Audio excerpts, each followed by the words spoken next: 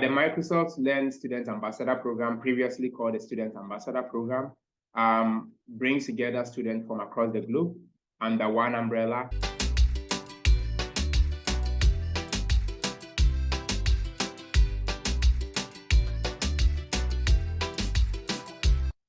Hello, everyone. Welcome again to Niger Tech Bro. And with me here today, we are having a very special guest, Dawuda Idrisu.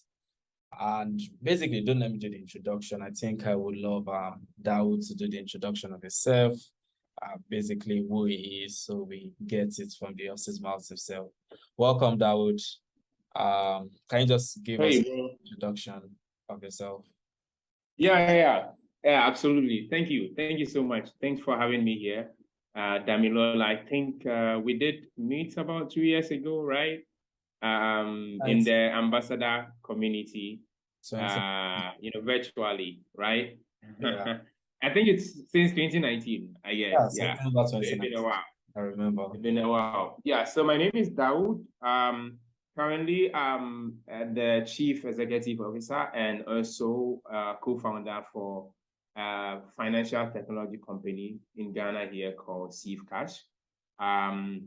And in the past, I have been a CTO, a Chief Technology Officer, being a software engineer, a backend engineer, and more to the point, a community builder. And I think that's basically who I am, the person for the people, and just, trying to work together in teams and collaborating. And that's to the best of my knowledge, how I can describe myself. Yeah. Yeah, thank you very much for that. I know it would be best coming out from you. So basically, we just I just have a couple of questions for you. I'm just starting from your background to how you got to where you are, and probably just some piece of advice for the upcoming techies, basically. So just to get the ball rolling, I would just love to know about basically your background and how you got to where you are right now. So how did it all start for you, the journey, and right now you are a CEO of a fintech company. How did it all happen? Yeah, so I think I mostly would date it back to somewhere 2012 when my mom bought me a laptop, right? But I think before that, 2012, somewhere in 2009, I do remember I contributed money for I and my brother to buy, a desktop for us to use in our room. And that was when I started developing interest in, using a computer, at home. Because I do remember that, before that, before 2009, 2009, we used to go to the internet cafe where you pay for 1 hour or 30 minutes, and then you use the internet basically to browse wherever you want to. I used to love football, so I think I used to browse football a bit. And then also Facebook was a thing, and so you go pay money and just to use Facebook. And slowly I started using mobile phones, mobile phones that has internet, of course.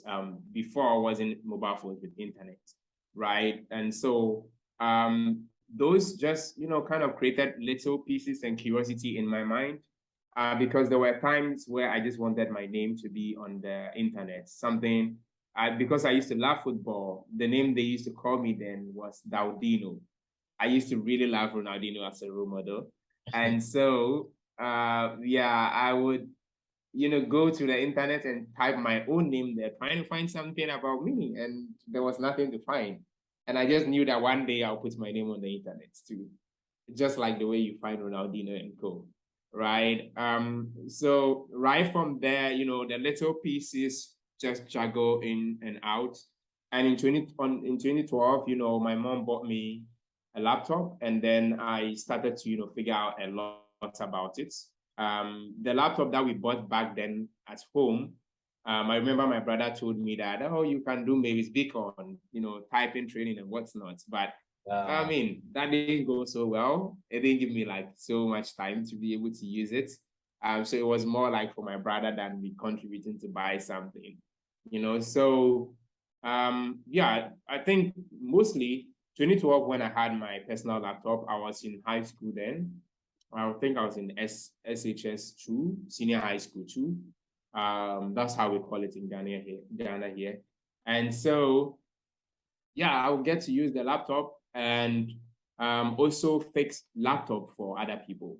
Like, you know, basically, I think what I used to do is software was just, you know, installing certain software that can get stuff done for people. I was curious to see other people installing BlueStack on other people's laptop in order for them to be able to use WhatsApp, right? And stuff like that. So, and I do remember I sometimes paid for someone to install BlueStack and also update my virus software, and also my drivers actually. And so all those little minor things, you know, I was like, no, I could do this, you know. So I also learned them whilst the people are doing them. And slow by sure, I was known in school as the guy that fixes, you know, can install operating system for you, you know, install softwares, can run your stuff for you. So the curiosity, you know, kept building on from there, right? And then right after that, I finished up with high school. Then my mom, you know, in conversation, I had already pre-informed my mom about, you know, wanting to study in a tech, you know, institute. And so, yeah, my mom did tell me to inquire. I did inquiries. There was a school called Intercom Programming Manufacturing Company, IPMC, in Ghana here. So I enrolled into IPMC as a software engineer. And they had software engineer one, software engineer two. I knew nothing so much about software, you know, how to build those software. I only knew how to install them, you know, back then, right? And how to leverage them. And so that was, you know, the beginning of actually getting to really, you know, utilize, you know, software as in software, know what it is, how to, you know, build one yourself and stuff like that. But I do remember one thing that stuck in my head, and that story I carried around. There was one guy called Kwame, and Kwame was one of the high, you know, the seniors, like ahead of my class then when I got to IPMC. And, you know, Kwame gathered a couple of us, you know, before, you know, like we used to go in batches. So when you go, your shift would be about 2 hours, and a different group would come for 2 hours. Like every day we used to go for like 2 to 3 hours, I think, class.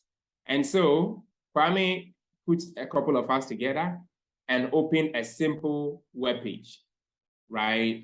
So you open Notepad. I had Notepad long time ago, but I never knew what Kwame was doing. He opened Notepad, then he saved it as .html, and then I could see the browser has taken over there. You know, the browser icon was on the file already. Like, how did Kwame do this? You know? And so after Kwame did that, he changed the color of the page to red.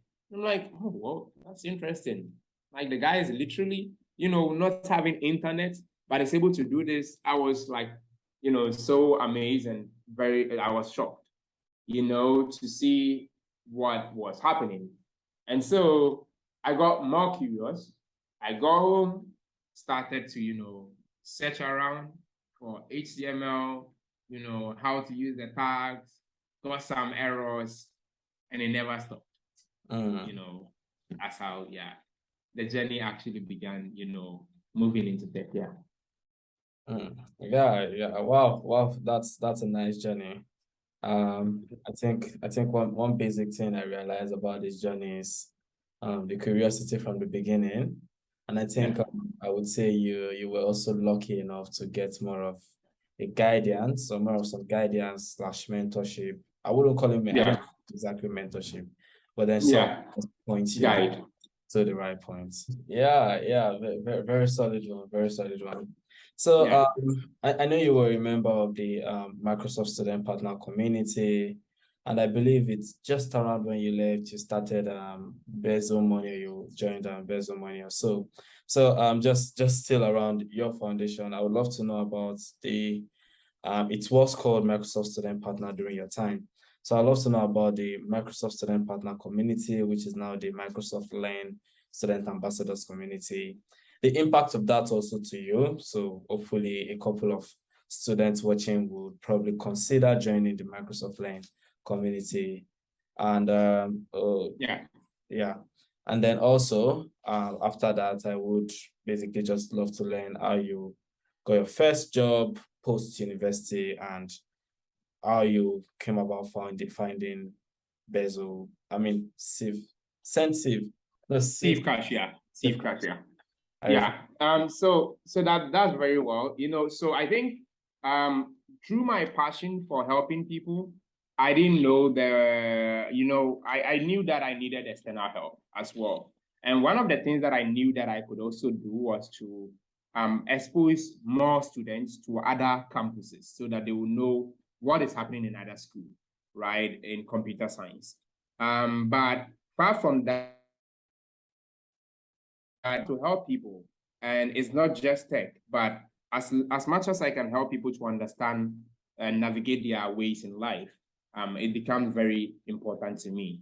And I hate evil. I don't like to see evil stuff happening and people cheating other and whatnot, treating other people not fair. So I'm more of a people person than just a tech guy, right? And so what happened then was that I fast forward, there's a lot that happened, but fast forward, I contested for Computer Science Society president. I do remember a couple of, the senior level people, when they were graduating, they said there was no one better at, contesting than myself for the president. And so I thought it's wise because already, I mean, that's what I did from, level 100, teaching people, spreading tech and helping other people. And that is the job of, being a computer science president, is to be a spokesperson for the people and help them navigate their path to, success in terms of computer science. And so I went through election, I won. And after winning, and it wasn't shocking. I think I won over 78% votes, something like that. Yeah, because I mean, that's what I've been doing from year one, being at the university, teaching people. So people knew me for what I do. And also I do remember that during the election, from the previous years, the number of people who come to vote multiplied during my time when I contested by 2, right? So they used to have like 150, 200 people coming. During my time, it was like 370 or 400 and something people turning up, and voting massively to ensure that I become, the president, because people really had hope that things were going to change around. And I'm glad I never disappointed them. And that's why I'm sitting here today as well. And so, yeah, that happened. After I won, I applied to a couple of companies. I do remember one company in Nigeria, Ingressive. I also tried to apply to become Figma ambassador for campus. And then I think I stumbled upon Microsoft Student Partner because I was looking for sponsorship or like communities that I could connect my people. Because before winning the election, I had promised my people that I'm going to connect them to the outside world of programming. That is people outside the university in US and co. And I personally didn't have like those contacts, like, a lot of friends from other places. But I had that, hope that I'll be able to do that for my people. And so, yeah, I applied for the Microsoft Student Ambassador Program. And I forgot that I actually applied for it. And one day, we got back to campus in my final year in level 400. When we got back to campus, I was, chosen as one of the guys who should go. Before that, I had actually won a couple of awards. I think I won the Discovery of the Year in my year 3. In my year 4, I won, what did they call it? I think Influencer of the Year as well. Yeah, but in my year 4, there is this organization called Inactus. So they were going to the US, and they wanted a tech person to represent them, a strong tech person. And so they reached out to me that there's no better person to do this with them than me. And yeah, I took the opportunity, went through the American embassy. Unfortunately, I was denied a visa. And yeah, it was hurting. And when I came back the next day, I slept, I woke up to a congratulation message that I've been, yeah, it was really cool. I think it was Tracy or Susan. So I got an email saying congratulations from Tracy and Susan. I think one of them emailed me. And I didn't believe it, so I had to message them. Do you mean I've been accepted into a Microsoft Student Ambassador program? I said, yes.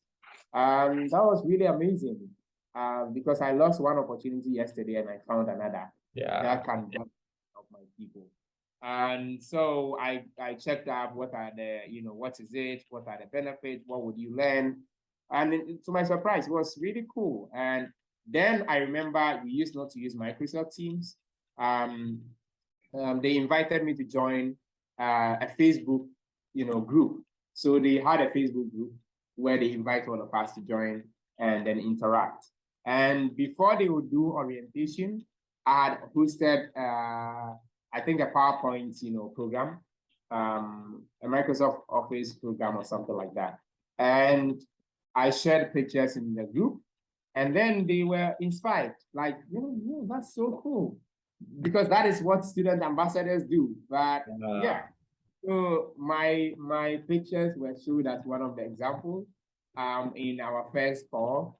I felt really honored, like, there's just a new guy in there, And yeah, that is where, how all the interaction started. And I interact a lot in the group and stuff like that, right until they moved us to Microsoft Teams. So for those who do not know about the Microsoft Student Partner Program, I think we can talk about it when we are back on the short break, right? Because I can see. Okay, welcome back, everyone. So just we stopped around the whole Microsoft Learn Student Ambassadors program. So can you just tell us about it and what you did afterwards? Yeah, the Microsoft Learn Student Ambassador program, previously called the Student Ambassador program, brings together students from across the globe under one umbrella, and then gives them access to all the tools they need to learn and grow, including access to GitHub, Microsoft products, from Microsoft Office, Windows, what's not that you need to learn, and also their cloud platform. And that is where I met you, because you are one of those that is selected from Nigeria, right? Yeah. To, connect. And it was amazing, knowing all of you. It paved way for all of us. Right, after the Student Ambassador program, is there any interesting thing you would like to share over there? Yeah, basically the ambassadors program is the opportunity to connect with students across the world, also staff from Microsoft, work on a couple of projects. It literally, just as you said, paved way for many of us. Some of us work with Microsoft now. Some of us used to connect to work with other companies. Some of us got inspiration from there to start our own businesses. Yeah, you can't continue. Absolutely, absolutely. So, from there, back in school, I had also, interned with a company. And over there, I remember when I got there, I showed them my little framework I was working on called iVista, built with PHP, object-oriented PHP, with command line, interface and scaffolding folders and here and there.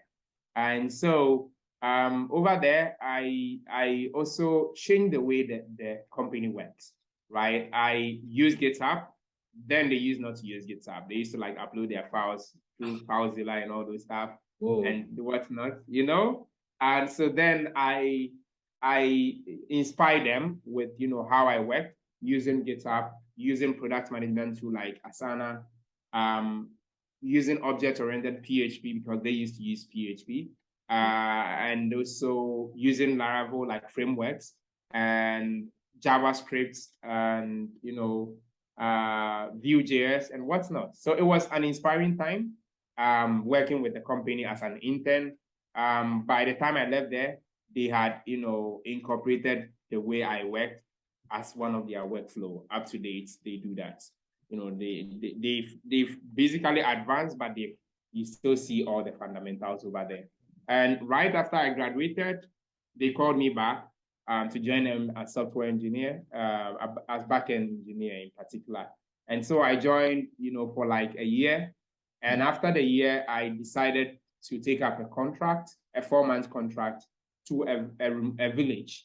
And the contract was about teaching students from high school, junior high, senior high, how to code, right? It was tough because we had to teach them Python, and these people have never touched computers before. And that was the challenge, but I loved it because it was more like I was going to put myself into test of, communicating to people who don't understand at my level, but also making sure they understand. And thank goodness to my previous, experience with, Unitech and also inspiring people with TechCloud and what's not, teaching people. So yeah, I did it. And from there, the last company I worked for before my current company as a CTO, my friend who was the CEO, they co-founded a company and they invited me to join them in building their company along with their CTO. So I joined them as a consultant, and then their CTO left. I became their CTO and their software engineer for about 8 months. And from there, we were able to raise money. And then we recruited a couple more engineers to join us. I left there about 2 months ago. It was called Bizo Money. So being their CTO for 2 years was inspiring, a lot of learnings, a lot of navigating, seeing from 0 to thousands of users, scaling your Microsoft resources. We had, issues here and there, but yeah, really was, an inspiring time to, see real life users and navigate your ways with them, learn their journey and build a product the way they want it. And so yeah, I recently resigned to found my own company called Safe Cash, and that is basically that's been my journey, navigating from not hearing about tech to hearing about tech to becoming a community builder. And one of the most inspiring times that I had being a CTO, and even up to now, is that I never struggle with getting engineers. I guess life is giving back to me, right?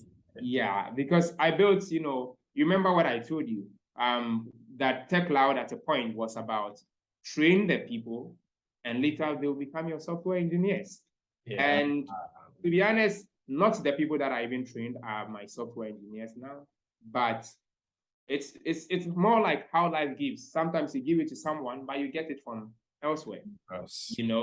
Yeah. And so I found myself always, wrapped around many software engineers because I was a community builder. Currently, a Microsoft Most Valuable Professional. That also came, throughout the way. For 3 years in a row, I've had the HANA for Microsoft. And I've been building communities, teaching people, inspiring them, and also leveraging on Microsoft product. And so I think the journey kind of all connects together because whatever I'm doing today, I work with people, and mostly people see me as a tech icon that I am because of the community, building that I do and I used to do. Yeah. Thank you very much. That's actually an inspiring story.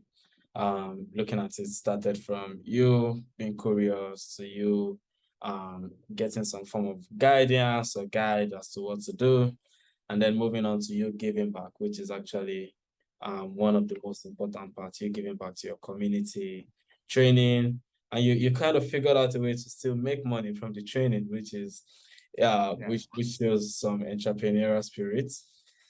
Basically, so just wondering, a couple of people right now you're a CTO, but you're a CEO right now, rather. Before being a CEO, you were a software dev.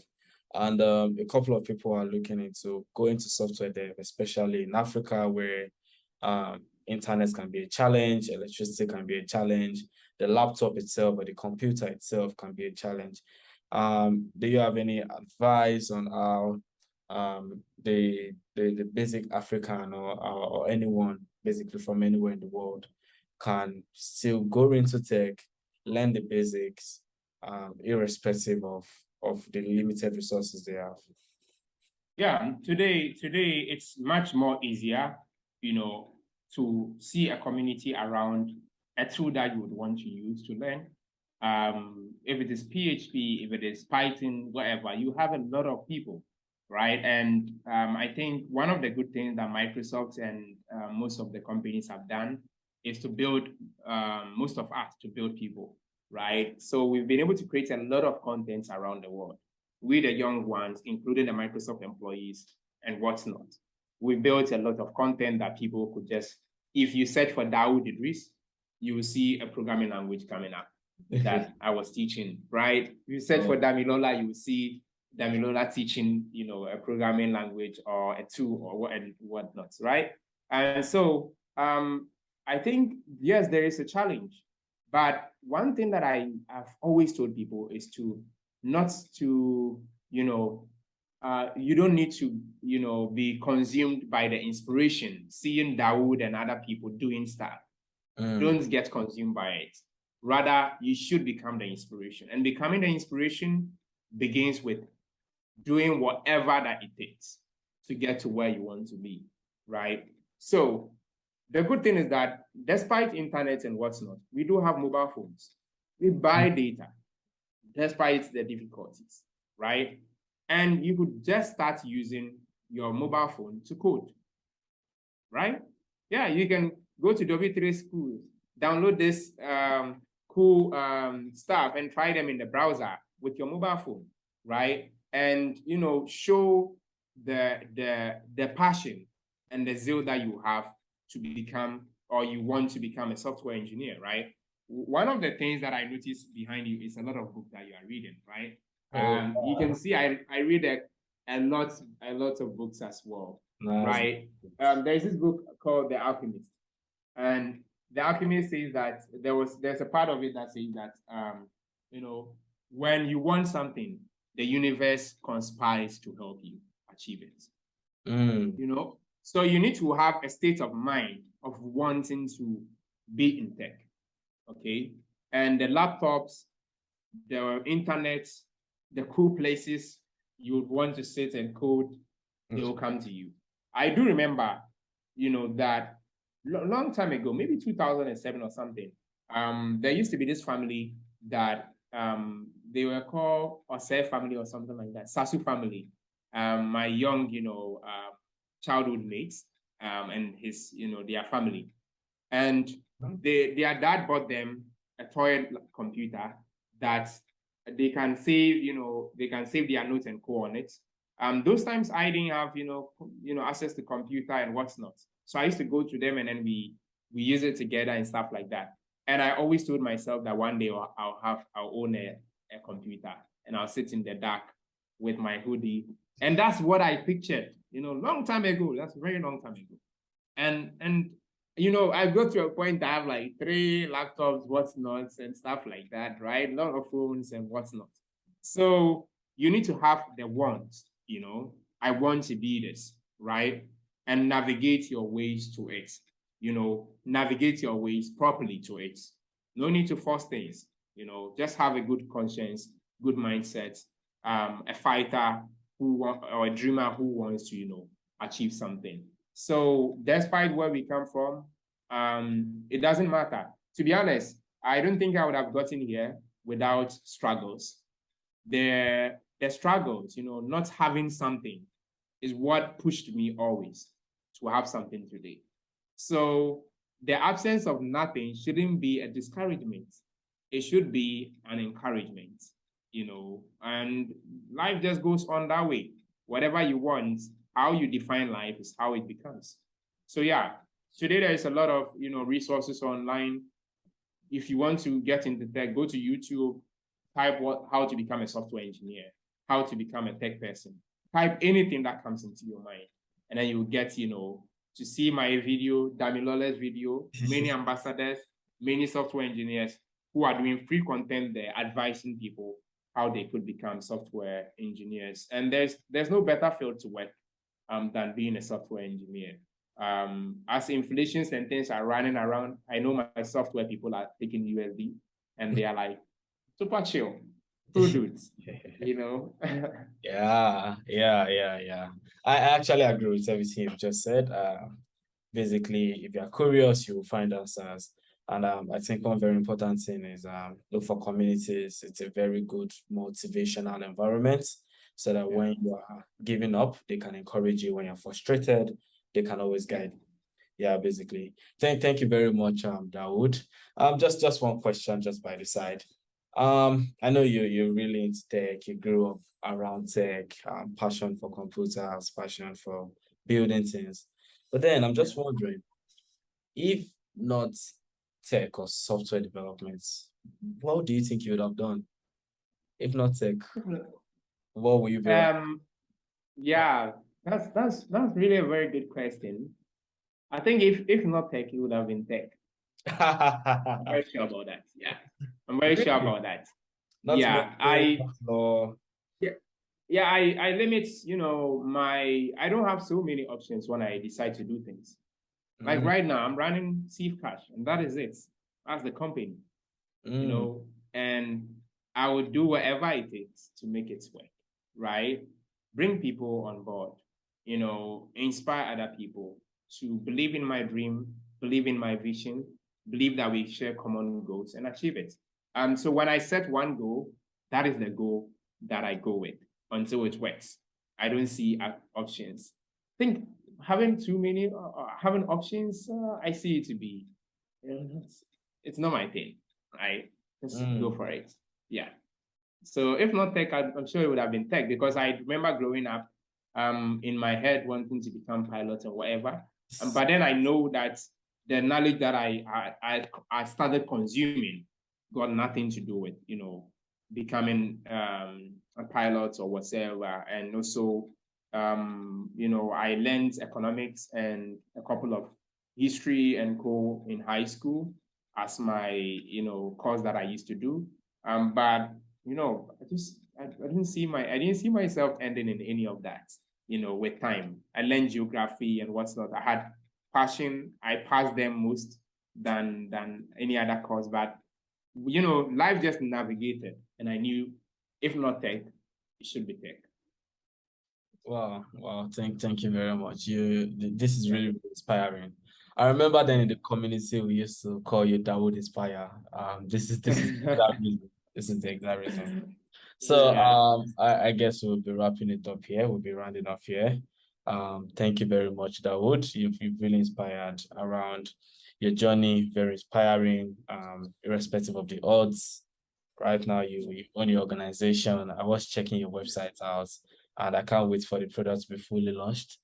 Yeah, thank you very much. Thank you very much. Yeah, it's a pleasure, and thank you so much for doing this with me, bro. I really appreciate it. And then I think it's been a while I spoke, about my journey to any other person on camera.